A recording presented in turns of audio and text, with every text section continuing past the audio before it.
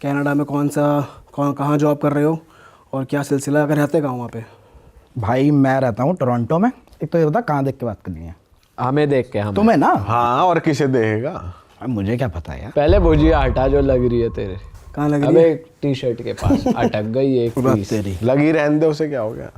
ठीक है फिर।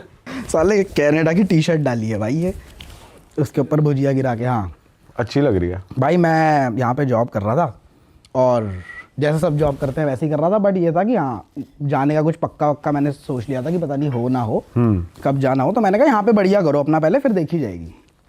कनाडा पीआर मैंने अप्लाई कर दी।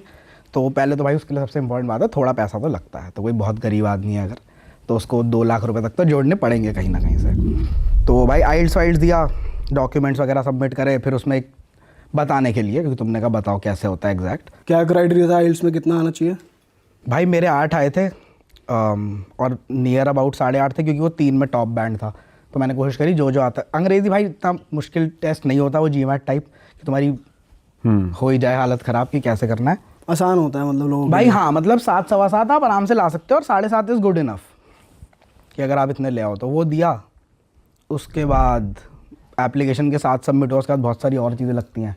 अच्छा। कि भाई हेल्थ का और पता नहीं जॉब रेफरल, ये सब लगता है बहुत कुछ। तो तेरे को जॉब रेफरल भी लेना पड़ा कहीं से? रेफरेंस लेटर्स तो भाई तुम्हें सब जगह से रेफरेंस लेटर्स, ये प्रूविंग कि तुमने ये काम करा है, वो तुम्हें अप्रूव करेंगे कि भाई इसने 40 घंटे वॉटएवर इतना इतना काम करा है, जितना भी उनका क्राइटेरिया जब तूने कनाडा के लिए अप्लाई कर रहा था तो तेरा जो इंडियन एम्प्लॉयर थी जो कंपनी, उसने दे दिया रेफरेंस लेटर कि भाई या ये सोच के नहीं देते कि ये बाहर ना चला जाए? भाई देखो, जहाँ से तुम रिज़ाइन कर रहे हो वहाँ से तो कर ही रहे हो, और थोड़ा तमीज़ से रिज़ाइन करो। बदतमीज़ी मत करो कि आखिरी 10 दिन में आके तुम भाग गए कि मैं तो जा रहा हूँ, फिर तो भाई वो करेंगे ही प्रॉब्लम। उनका नोटिस पीरियड वगैरह सर्व करो। इनफैक्ट मैं तो भाई एक अच्छी बात बोलूँगा, इंडियन वर्क कल्चर की को काफ़ी गाली दी जाती है, बट वो US बेस्ड कंपनी है, लेकिन है यहाँ पे बहुत इंडियंस हैं, उनकी पूरी टीम्स बड़ी बड़ी यहीं से चलती हैं। तो उस टीम ने मेरा बोनस आना था। कंसल्टेंट को भाई बोनस इंपॉर्टेंट होता है, क्योंकि वो थोड़ा बहुत ऐसा भी दिखाता है कि तुम नल्ले तो नहीं हो, काम वाम तुमने ढंग का किया नहीं किया। तो उन्होंने दिया बोनस मुझे एंड में। वो नहीं दे रहे थे, मैंने उन्हें मेल करा कि भाई ऐसे ऐसे मैं नए कंट्री में जा रहा हूँ सेटल होने, इट विल बी हेल्पफुल अगर आप ऐसे मेरा काटो नहीं, क्योंकि मैंने रिज़ाइन कर दिया है। तो उन्होंने दिया 80%। उन्होंने कहा हाँ रिलैक्स।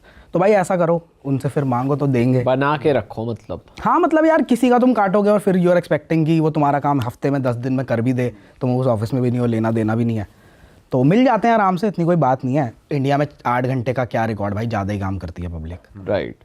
तो जैसे तूने डॉक्यूमेंट्स रेडी करे, तो ये सब तेरे को आइडिया कोई कंसल्टेंट दे रहा था या ये सब तूने वेबसाइट पे, कैनेडियन गवर्नमेंट की वेबसाइट पे पढ़ के करा? थोड़ी सी पर्सनल ओपिनियन है, लेकिन मैंने ये इतने कर लिए ना, घुमा लिए कंसल्टेंट इन्हें। भाई मैं बता रहा हूँ, ताला लगाओ इनके ऑफिस पे। वहाँ पर भी ठग रहे हैं? भाई ठग नहीं रहे यार, पता क्या, वो एक ऐसा काम करा रहे हैं जो तुम कर सकते हो, एंड इन दी एंड तुम ऐसा सोचो कि भाई बर्लिन की कोई यूनिवर्सिटी है, तुम्हें वहाँ जाना है।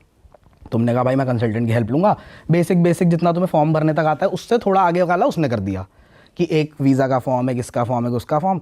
उसके बाद उसे ये थोड़ी पता है कि बर्लिन की वो स्पेसिफिक यूनिवर्सिटी इस कोर्स के लिए क्या मांगती है। वो कितनी मदद कर देगा तुम्हारी, वो तुम्हारे बस क्या बोलते हैं क्लरिकल काम ख़त्म कर रहा है। वो तुम भाई अब चैट GPT से पूछ लो कि मुझे हिंदी में पंजाबी में लिख के दे दो, स्टेप बाय स्टेप लिख के दे दो, यूट्यूब पे वीडियो देख लो भाई साइड में चला के।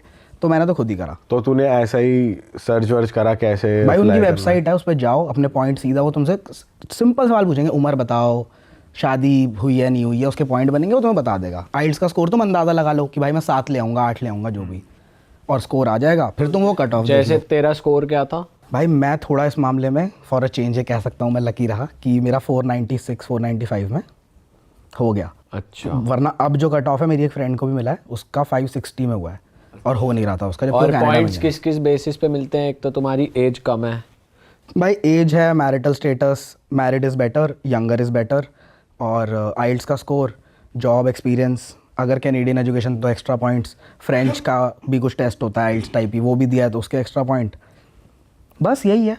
तो ऐसा कुछ नहीं मांगते कि तुम मतलब जैसे कुछ पूछते हो कि ऐसा कुछ भी होता है कि भाई इन्वेस्ट कितना करोगे पैसा खुद से? भाई ऐसा वो कुछ डिफरेंट वीज़ा, अब तू बिजनेस इन्वेस्टर की तरह जा रहा है तो होगा कुछ 25-50 लाख 1 करोड़ रुपए कि डालो और आप आ जाओ, क्योंकि भाई तुम्हारा पैसा है, वो तुम्हें एक्सेस दे रहे हैं कि तुमने डाल दिया, अब इस पर कर लो यहाँ आके काम।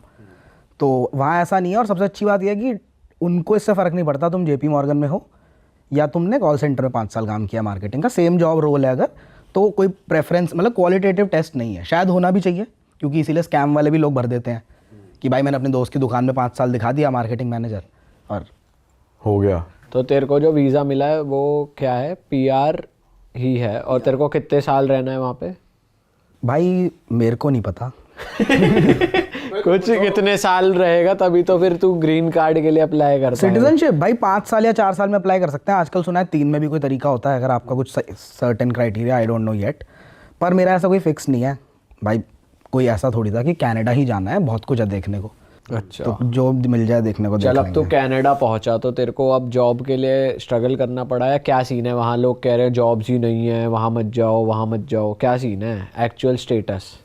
भाई मैं थोड़ा सा इस बार लकी इसलिए दोबारा भी था कि मेरे वहाँ भैया रहते हैं, एंड वन ऑफ दोज भैया, जैसे भाई तेरे भैया ना, वो उतने बढ़िया कि उनकी भैया भाभी उनकी मम्मी सब एकदम शॉर्ट लोग हैं भाई, मतलब लगा ले मज़े आए। वो सेटल्ड है वहाँ पे? हाँ, उन्होंने अपना घर वर ले लिया। जब मैं गया इनफैक्ट तो उन्होंने मूवी करा 1-2 हफ्ते में, तो हमने मूव भी करा। ठीक है, तो बढ़िया था भाई। तो आपको अच्छा आउटलुक मिलता है कि भाई देखो जिसने करा उसका कुछ हो रहा है। तो वहाँ था। उसके बाद भाई जॉब ढूंढने लगा तो बहुत बुरा हाल है। मैंने यहाँ से US का नंबर भी लिया था। तो तूने यहाँ से यहाँ पे रहते हुए नहीं करा था भाई apply करी already? मैंने 6-8 महीने, तुम्हें बताया भी था कि भाई देख रहा हूँ मिल जाए तो तब निकलूँ, नहीं हुआ तो अप्रैल में मैं निकल ही रहा हूँ कि वहीं जाके मिलेगी। तो जैसे किसी कंपनी में अप्लाई करना है यहीं से ही, तो कैसे कर सकता है इंसान? जैसे आप करते ही हो, लोकेशन नोएडा की जगह US लगा लो, कनाडा लगा लो, टोरंटो लगा लो, बस वही है। लिंक्डइन हो गया, नौकरी हो गया, सब सेम है। तो बट भाई यहाँ से आई थिंक मुझे ऐसा लगने लगा है सिंगापुर देख के, कनाडा देख के, कि जो हाईली स्किल्ड लोग हैं ना, कि भाई 5 मान लो अगर तुम्हारे काम जॉब है होता तो भाई तुम्हें कोई ले लेगा। तुम 8-10 साल से काम कर रहे हो, तुम उन्हें सक्सेस दिखा सकते हो कि वो बोलेंगे इनको वीज़ा देके बुला लो यार, इन्हें तो बिल्कुल आता ही आता है, ये बहुत तगड़ा कर देंगे। अदरवाइज़ मुश्किल है कि आप पे 1-2 साल एक्सपीरियंस है, वो फिर चांस की बात है कि भाई 100 इंजीनियर हायर हो रहे हैं या 50 हायर हो रहे हैं, होते नहीं है। हम पे भाई पता नहीं कितने 130-140 करोड़ हैं, उन पे 4 करोड़ तो लोग ही हैं, तो कितनी जॉब्स निकल जाएंगी। तो तूने जो तू जॉब कर रहा तूने उसके इंटरव्यू में कितने स्टेजेस दिए थे इंटरव्यू के? I think 5। अच्छा, और सारे तूने ऑनलाइन ही दिए थे सारे? सब ऑनलाइन दिए, सब ऑनलाइन। ये सब बेवकूफ़ी नहीं है, वो तो इंडिया में भी खत्म हो गई है। ऐसा कोई भाई गाली देने वाली बात नहीं है कि ढंग की जॉब्स में आपको बुलाते नहीं है वो कि गुड़गांव आके बैठो इंटरव्यू दो। तो जॉब कितने टाइम में मिली और कितने जगह रिजेक्शन फेस करा? भाई देखो रिजेक्शन का काउंट नहीं होता आज की डेट में, क्योंकि पहले आप इंटरव्यू देने जाते थे, 5 जगह गया था, अब तो तुम साले क्लिक कर रहे हो, उसमें क्या है रिजेक्शन? तो भाई करते जाना होता है अप्लाई, जितनी भी मिले। और ब्रो मुझे मिली 2.5 महीने में मिल गई थी शायद। और मुझे ऐसा लोग कह रहे हैं जो वहाँ पे PR सिटीजन वगैरह हैं कि भाई बहुत जल्दी मिली है। और जो रिएक्शन वगैरह जो आता है उनका रिजेक्ट करते हुए वो मतलब सीधा ऐसे मतलब बोलते हैं कुछ कि बताते हैं कि क्यों रिजेक्ट कर रहे हैं, बस आता ही नहीं है। अगर तू लास्ट राउंड्स में रिजेक्ट हो रहा है, जब तेरी बात हो गई है, तुम भी अब किसी को लेते हो तो पहले CV जो देखता है, जो रिजेक्ट होता है वो तो गया, जो तुम तक बात कर लेगा उसे तुम बोल भी दोगे कि भाई तेरा नहीं हुआ, तो वैसा हो सकता है, नहीं भी हो सकता। नहीं तुम पूछ लो कि भाई मुझे क्यों निकाल, मतलब क्या हो गया। मुझे इनफैक्ट एक बहुत अच्छा मैसेज भी आया था लिंक्डइन पे एक बंदी का, फाइनल राउंड में उसने कहा 2 लोग बचे हो आप, तो उसने मुझे मैसेज करा कि Kartik it was not about you not being right, it was about choosing between great and greater. और उस बंदे का 1% आपसे ज़्यादा मैच हो गया, आपको दोबारा जॉब का होगा तो मैं ही रेफरल दूंगी, मुझे ही बताना। अच्छा, तो ऐसा भी हो सकता तो है। मतलब गोरे जो इंटरव्यू कंडक्ट करते हैं, गोरों से ही था इंटरेक्शन? वो बढ़िया लोग होते हैं? हाँ भाई, बट वहाँ पे ये बहुत फेयर वार्निंग है देसी लोगों को, क्योंकि मेरे साथ भी हो लिया तो किसी और का क्यों कटे। भाई उधर HR राउंड ना टाइम पास नहीं है कि समझ रहे हो, फ़ोन आया है 7 बजे इंटरव्यू देना है, इतनी सैलरी चाहिए, वो आपकी बातें पढ़ेंगे और रिजेक्ट होंगे आप। हो सकते हो मैं हो गया ऐसी जॉब में जो मैं कर रहा था उससे हायर लेवल की जॉब।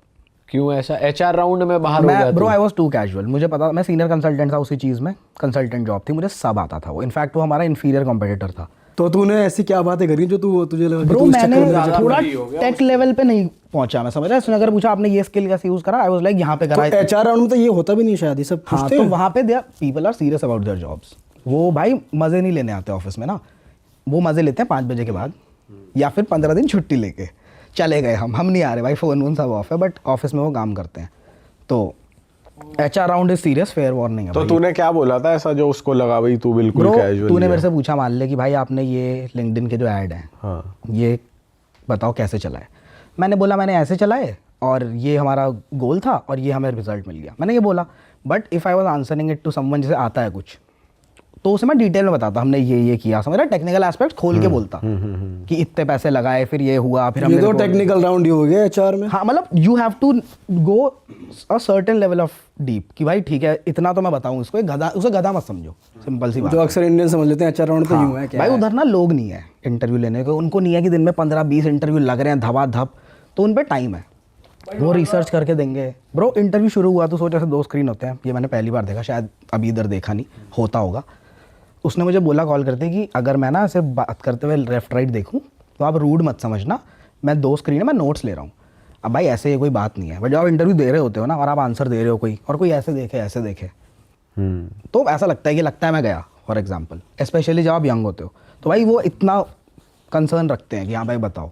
कनाडा में वैसे वर्क कल्चर कैसा, जहाँ पर तू काम करता है उधर इंडियंस हैं, सब गोरे काम करते हैं, वहाँ पर भी पॉलिटिक्स होती है ऑफिस वगैरह में, क्या चलता है वहाँ पे? भाई देखो, too soon to talk about politics, मेरे को अभी पता नहीं है, 6 महीने हुए हैं मुझे मेरी जॉब में, और मैं फर्स्ट टाइम लाइफ में किसी ऐसे एटमॉस्फेयर में हूँ जहाँ 90% लोग नॉन इंडियंस हैं।